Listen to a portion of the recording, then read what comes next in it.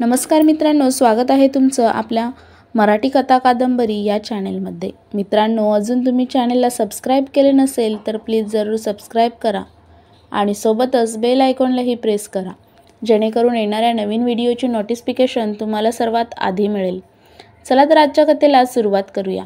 रामायण बालकांड भाग क्रमांक 2। सुरुवातीच्या सर्ग 1 मध्ये नारदाने वाल्मिकीला रामकथा सांगितली। वाल्मिकीने नारदाला विचारले की सांप्रत सर्व गुणांनी संपन्न असा कोण पुरुष आहे। त्यावर नारदाने राम असे म्हणून त्याचे वर्णन केले व संक्षिप्त रामकथा सांगून सध्या राम व सीता अयोध्येत राज्य करीत आहेत असे म्हटले। वर्तमान काळाचा वापर दर्शवतो की रामाने सीतेचा त्याग करण्याअगोदरची ही घटना आहे। राम दीर्घकाळ राज्य करील असे नारदाने म्हटले। या अतिसंक्षिप्त रामकथेत व पुढील विस्तृत रामायणामध्ये साहजिकच काही फरक दिसून येतात। राम वनात गेला तेव्हा दशरथ त्याला पोचवण्यासाठी दूरवर बरोबर गेला असे म्हटले आहे। रामाने विश्वामित्राबरोबर जाणे, ताटका व धनुर्भंग वगैरे येथे काही नाही। वाली सुग्रीवाची राजधानी किष्किंधा हिचे वर्णन गुहा असे केले आहे। दुसऱ्या सर्गामध्ये प्रख्यात असा क्रौंचवध प्रसंग व वाल्मिकीची पहिल्या मानिषादात प्रतिष्ठात्मक या श्लोकाची रचना वर्णिली आहे। आपण काहीतरी नवीनच केले असे वाल्मिकीला वाटले तेव्हाच खुद्द ब्रह्मदेवाने प्रकट होऊन श्लोक रचनेबद्दल वाल्मिकीचे अभिनंदन केले व तसे करण्याची मीच तुला प्रेरणा दिली। आता संपूर्ण रामकथा तू श्लोकबद्ध कर अशी त्याला आज्ञा केली। रामायण रचनेमागची ही पार्श्वभूमी या 2 सर्गात वर्णिली आहे। सर्ग 3 मध्ये रामायणाची सर्व कथा पुन्हा एकदा संक्षिप्त स्वरूपात वाल्मिकीने स्वतःच्या शब्दात सांगितली आहे। येथे मात्र कथेचा शेवट प्रजेच्या समाधानासाठी रामाने सीतेचा त्याग करण्यापर्यंत नेला आहे, हे लक्षात घेण्यासारखे आहे। रामाने त्यागिल्यानंतर आता दीर्घकाळापर्यंत वाल्मिकीच्याच आश्रमात राहिली व लवकुशांचा जन्म व सर्व संगोपन तेथेच झाले। त्यामुळे राम सीता यांनी दीर्घकाळापर्यंत राज्य केले। या नारदाने सांगितलेला रामकथेचा शेवट खरा नाही हे वाल्मिकीला ठाऊकच होते। पहिला सर्ग व तिसरा सर्ग यामध्ये 13-14 वर्षांचा काळ लोटला असे दिसते। कदाचित नारदाने रामकथा सांगितली तेव्हा राम सीता आता दीर्घकाळ राज्य करतील अशी नारदाची अपेक्षा असावी। उत्तर रामचरित्र हा रामायणाचा भाग मानावयाचा की नाही हा एक विद्वानांचा वादविषय आहे अशी माझी कल्पना आहे। रामायण वाल्मिकीने प्रथम रचले व लवकुशांना शिकवले तेव्हा सीतेच्या त्यागाचा सुरुवातीचा कथाभाग त्यात कदाचित समाविष्ट असावा।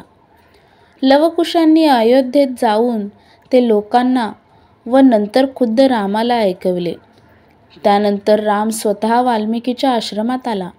सीतेची भेट झाली व वाल्मिकीने सीतेबद्दल सर्वतोपरी आश्वासन दिले, तरीही रामाने सीतेचा स्वीकार केला नाहीच व संशयही पूर्णपणे सोडला नाही। तेव्हा निराशेने सीता भूमिगत झाली व शोकाकुल राम व लवकुशांना घेऊन अयोध्येला परत गेला। हा अखेरचा कथाभाग तर मूळ रामायण रचनेच्या वेळी घडलेलाच नव्हता, त्यामुळे तो मूळच्या रामायणात समाविष्ट असण्याचा संभवच नाही। मात्र त्यानंतर केव्हा तरी वाल्मिकीने स्वतःच वा इतर कोणाकडून तरी हा कथाभागही रामायणात समाविष्ट केला असावा। अर्थात तो रामकथेचा अनिवार्य भागच आहे। रामाने सीतेचा केलेला कायमचा त्याग हा योग्य की अयोग्य, न्याय की अन्याय हा एक कटू प्रश्न आहे व रामावर अतीव श्रद्धा बाळगणाऱ्यांनाही तो अवघडच आहे। वाल्मिकीने श्लोक व अनुष्टुभ छंद पाहिल्याने रचला की इतर पूर्वींची काही रचना त्या छंदात आहे हे मला माहीत नाही.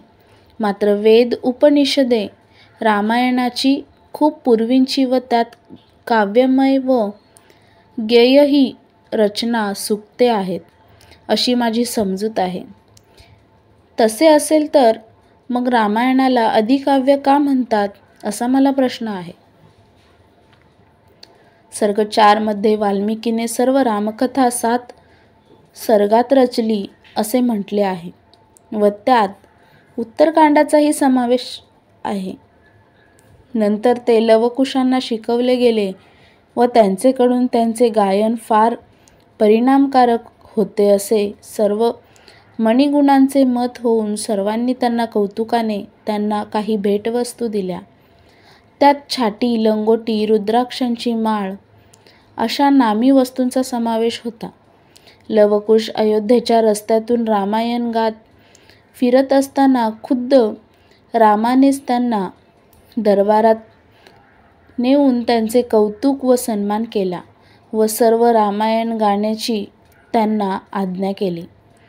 त्यावेळी त्यांनी गायलेली रामकथा म्हणजे पुढील सर्व सर्गात व उत्तरकांड सोडून इतर कांडात आलेले रामायण होय. इथून पुढे लवकुशांचा वा दरबाराचा उल्लेख न करता सर्व रामकथा क्रमवार सांगितली आहे.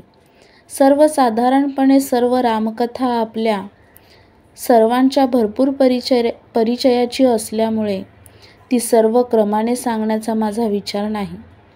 रामायण वाचताना कित्येक ठिकाणी आपल्याला आश्चर्याचे धक्के बसतात व आपले दीर्घकाळचे काही समज चुकीचे असल्याचे दिसून येते.